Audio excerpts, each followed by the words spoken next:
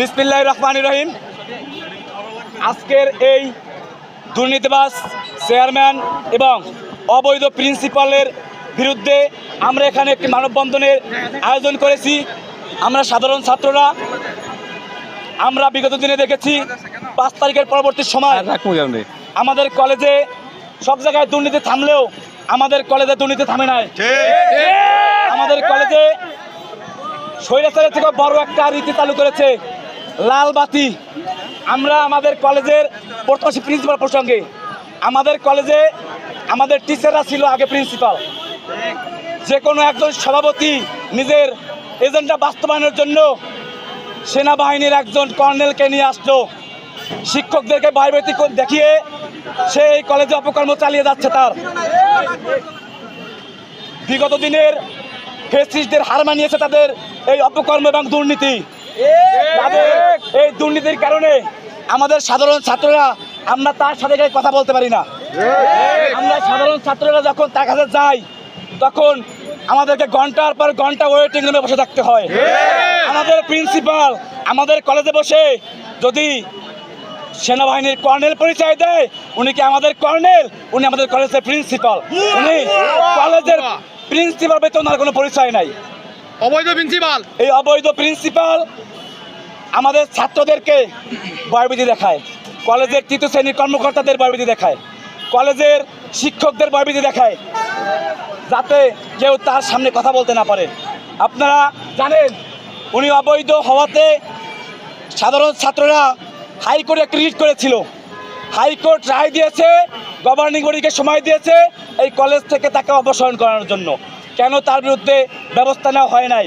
কারণ এই সভাপতি তার পারপাস সাফ করার জন্য তাকে এখানে বসিয়েছে। এই কলেজ থেকে কোটি কোটি টাকা লুটপাট করেছে। তাকে সরানো হয় তাহলে তার পকেট গরম হবে না, পকেট ভর্তি হবে না। তাই গভর্নিং বডি কোনো সিদ্ধান্তই নেয়নি।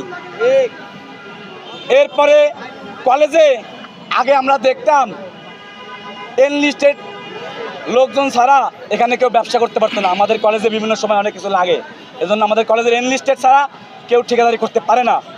কিন্তু আমরা এক্ষেত্রে ভিন্নতা দেখেছি। আমরা দেখেছি সে বসার পরে তার লোকজনকে, তার বাড়ির পাশে কাফরুল থানার লোকজন জীবনে এখান থেকে টেন্ডার নিতে পারে নাই। সে আশাতে এনলিস্টেড না থাকা সত্ত্বেও সে এখান থেকে টেন্ডারবাজি করেছে। এরপরে আমাদের সাধারণ ছাত্ররা আমাদের কিছু দাবি দেওয়া থাকে। আমরা অনেক সময় আমরা চাকরি করে আমাদের পড়ালেখায় খরচ চালাই, আমরা অনেক সময় আমাদের সকল টাকা পয়সা দিতে পারি না। সামান্য কিছু ডিউ রেখে যদি আমাদেরকে হেল্প করানো হয় তখন আমরা তার কাছে তার দেখা পাই না। সে থাকে মন্ত্রণালয়, সে মন্ত্রী থেকে ক্ষমতাশীল লোক। তার কাছে গেলে সে আমাদের তারেক রহমানের উপদেষ্টা মাহাদি আমাদের ক্ষমতা দেখিয়ে, তার মতো একজন ভালো মানুষের ক্ষমতা দেখিয়ে তার নাম ভাঙিয়ে সেই কলেজে সবাইকে ভয়ভীতি দেখায়। অবৈধ প্রিন্সিপাল, মানি না, মানবো না, মানি না, মানবো না, অবৈধ প্রিন্সিপাল। এই প্রিন্সিপাল তার অপকর্ম আমরা কোনো কেউ সুযোগ পাই না। অথচ যদি তার সভাপতি ফোন দেয় বা তার পারপাস ছাপার জন্য যদি পকেটে টাকা পড়ে, তাহলে সে কলেজ থেকে শিক্ষার্থীদের হাজার হাজার টাকা ডিউ থাকা সত্ত্বেও তাদেরকে বের করে দেয়। কারণ সে তার লোক বা অমুক ভাই ফোন দিয়েছে, এই কারণে সে তাকে ছাড় করে দেয়। অথচ আমাদের সাধারণ ছাত্ররা কেউ বলতে পারবে না যে কারো টাকা ডিউ রেখে একটা সুযোগ দিয়েছে। কোনো ফ্যাসিলিটি তারা দেয় না। এই কলেজের ছাত্র ম্যাক্সিমাম ছাত্র মধ্যবিত্ত ঘর থেকে এসেছে। আমরা ধনী ঘরের ছেলে পেলে না। আমাদের পড়ালেখা করতে হলে আমাদেরকে ইনকাম করে আমাদের পড়ালেখা খরচ চালাইতে হয়। এভাবে এছাড়াও সে কলেজ থেকে, আমরা তো এগুলো জানি, আমরা আমাদের অজানা সত্ত্বেও এগুলো আমি যেগুলো বলেছি সকলগুলোর ডকুমেন্টস সহ আমাদের কাছে আছে। এই প্রুফগুলো যখন আমাদের কাছে আসছে তখন আমরা সিদ্ধান্ত নিয়েছি এই কলেজের এই প্রিন্সিপাল থাকবে না। আমাদের দাবি একটাই, অতি সত্বর এই প্রিন্সিপালের পদত্যাগ এবং গভর্নিং বডির চেয়ারম্যানের অপসারণ। যে গভর্নিং বডি এত বড় একটা চোর, একটা বাটপার, একটা দুর্নীতিবাজকে এখনো সরায়নি, হাইকোর্টের রিট থাকা সত্ত্বেও সরায়নি, আমরা এজন্য সভাপতির পদত্যাগ চাই। মানি না, মানবো না, অবৈধ সভাপতি, মানি না, মানবো না, অবৈধ চেয়ারম্যান, মানি না, মানবো না, অবৈধ চেয়ারম্যান, মানি না, মানবো না। আমাদের এই প্রিন্সিপালের দুর্নীতি আমরা দেখেছি বিগত দিনের আমলে আমরা অনেক রাস্তা অনেক আন্দোলন সংগ্রাম করেও তাকে বিতাড়িত করতে পারে নাই। সেম আমাদের প্রিন্সিপালের ক্ষেত্রেও সেম। তা সে হাইকোর্টের রায় মানে না, কারণ তো সেনাবাহিনীর কর্নেল। যে আইন অমান্য করে সে কিভাবে আইনের লোক হয়, আমাদের এটা বুঝে আসে না। আমরা তার প্রতি রেসপেক্ট রেখে কোনো খারাপ ভাষা ইউজ করতেছি না। আমরা সাধারণ ছাত্ররা নর্মাল ভাষায়, সহজ ভাষায় বুঝে দিতে চাই তার সময় শেষ, আপনি চলে যান, আপনি চলে যান, আমাদেরকে বাধ্য করেন না। আমাদের ইতিহাস ৭১ ইতিহাস, আমাদের ইতিহাস ২৪ ইতিহাস। শুধু এই কথা বললাম, এই কথা বলে আমি আমার বক্তব্য শেষ করছি। আল্লাহ হাফেজ। কিন্তু আজকে অনেক কষ্ট করে আমাদের এখানে আপনারা উপস্থিত হয়েছেন, সেজন্য আপনাদেরকে বিশেষ ধন্যবাদ। আজকে আমরা এখানে মানববন্ধনের আয়োজন করেছি, আমরা হাবিবুল্লাহ বাহার ইউনিভার্সিটি কলেজের সাধারণ শিক্ষার্থীবৃন্দ। আজকে আমরা এখানে উপস্থিত হয়েছি আমাদের কলেজের বর্তমানে যেই প্রিন্সিপাল আছে সে যে অবৈধ সেটা প্রমাণ করার জন্য এবং সেই বিষয়ে দেশবাসীকে জানানোর জন্য।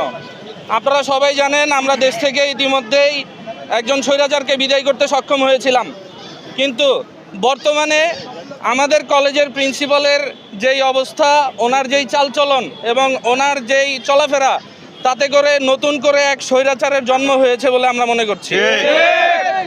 আমাদের বর্তমান যেই প্রিন্সিপাল আছেন উনি আর্মির সেনাবাহিনীর সাবেক অবসরপ্রাপ্ত কর্নেল ছিলেন। আমরা মনে করেছিলাম উনি যখন আমাদের কলেজে এসেছেন আমাদের কলেজের জন্য ভালো কিছু হবে, কিন্তু আমরা দিনের পর দিন দেখছি দুর্নীতি দিনে দিনে বেড়েই চলেছে। আগে যদি কোনো জায়গায় দুর্নীতি হইতো 10 টাকা, এখন সেই জায়গায় দুর্নীতি হয় 100 টাকা। এই প্রিন্সিপাল নিয়োগ দেওয়া হয়েছে 25 লক্ষ টাকা ঘুষের বিনিময়ে, এবং এটার সবগুলো এভিডেন্স আমাদের কাছে এসেছে। 25 লক্ষ টাকার বিনিময়ে এই প্রিন্সিপালকে নিয়োগ দেওয়ার পর এই প্রিন্সিপালের মাসিক বেতন ধরেছে 2.5 লক্ষ টাকা, সেই সাথে আরও 50,000 টাকা ওনার ট্রাভেল কস্ট হিসেবে ধরা হয়েছে, নির্ধারণ করা হয়েছে। পাশাপাশি এই প্রিন্সিপাল ক্যাডার স্টাইলে আমাদের কলেজে বডিগার্ড নিয়ে চলাফেরা করে। তার বডিগার্ড নিয়োগ দেওয়া হয়েছে এবং সেই বডিগার্ডের বেতন হচ্ছে 60,000 টাকা। আমরা জাতীয় বিশ্ববিদ্যালয়ে পড়াশোনা করে আমরা মাসে এই কলেজে বেতন হচ্ছে 1200 টাকা, আগে ছিল যেটা 1000 টাকা। প্রত্যেকটা স্টুডেন্ট 200 টাকা করে বেশি বেতন দিচ্ছে। আগে যেই ফর্ম ফিল আপ ছিল 3000 টাকা, এখন সেই ফর্ম ফিল আপ হচ্ছে 4500 টাকায়। দিন দিন আমাদের ইন্টারনাল যে ডেভেলপমেন্ট ফিগুলো আছে সেগুলো ক্রমশ বৃদ্ধি পাচ্ছে, বলা যায় আগের চেয়ে দ্বিগুণ হয়ে গিয়েছে। আমরা সাধারণ শিক্ষার্থীরা মিলে এই ব্যাপারে বেশ কয়েকবার প্রিন্সিপালকে স্মারকলিপি দিয়েছি, আমরা তার কাছ থেকে আশানুরূপ কোনো ফলাফল পাইনি। এরপর ওনার এত বেতন কেন ধার্য করা হয়েছে সেই বিষয়ে আমাদের গভর্নিং বডির চেয়ারম্যান অধ্যাপক জনাব মিতিল সাহেবের কাছে আমরা স্মারকলিপি দিয়েছি, তাকে আমরা অ্যাপ্লিকেশন জমা দিয়েছি, সে কোনো সদুত্তর দিতে পারেনি।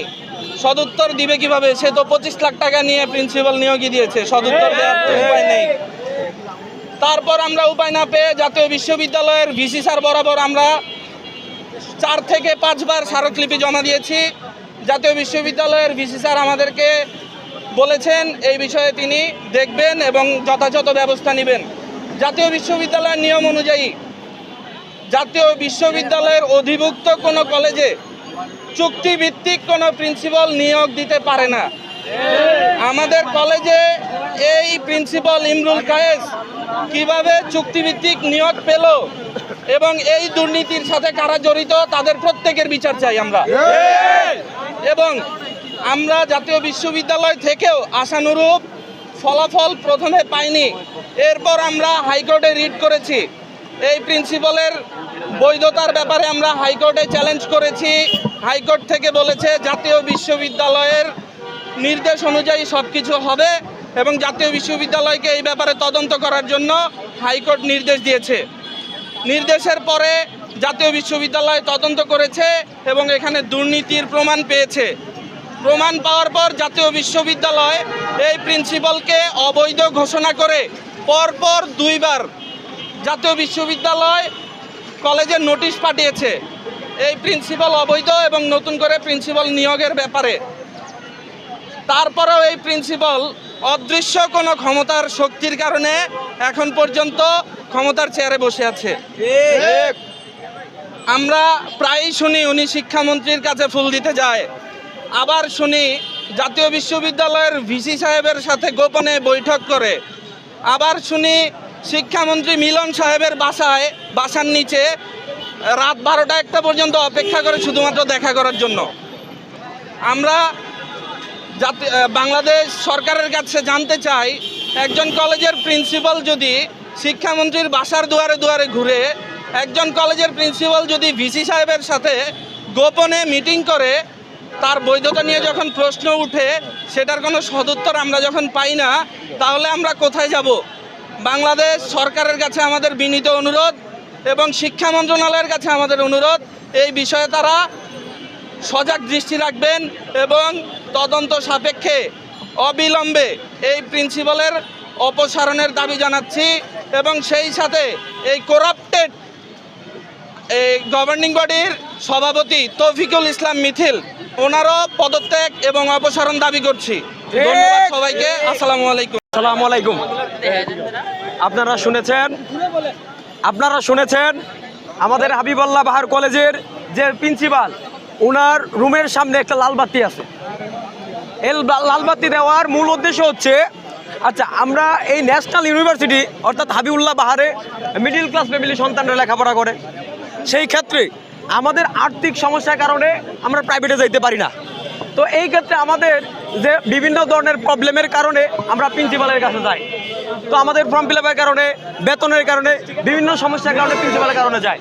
এই প্রিন্সিপাল নিচতলা, 2 তলা, 3 তলা এদিক সেদিক ঘুরাইতে মনে করেন পরীক্ষার টাইম 12টা বাজায় বেলায়। তার জন্য এই লালবাতি দেওয়া হয়েছে ওনার প্রিন্সিপালের রুমের সামনে। এই লালবাতি কেন? এটার সমাধান চাই আমরা। এই লালবাতি কেন দেওয়া হলো? প্রত্যেকটা শিক্ষার্থী হ্যাসেলের মধ্যে পড়েছে। কেন এইসব লালবাতি কেন? এত ডিসিপ্লিন কেন? আমরা সরাসরি কথা বলতে পারি না, কয়েকটা ধাপ অতিক্রম করে তারপরে প্রিন্সিপালের সাথে গিয়ে কথা বলতে হয় আমাদের, আর বিভিন্ন ধরনের ভোগান্তির মধ্যে পড়তে হয়। তা আপনাদের কাছে আমাদের এটা সমাধান, অর্থাৎ আপনাদের কাছে এটা চাওয়া পাওয়া, এই প্রিন্সিপাল এবং এই গভর্নিং বডির যে সভাপতি আছে তার পদত্যাগ চাই আমরা। ঠিক আছে, আমার এই কথা এতটুকু কথা বলে আমি শেষ করলাম।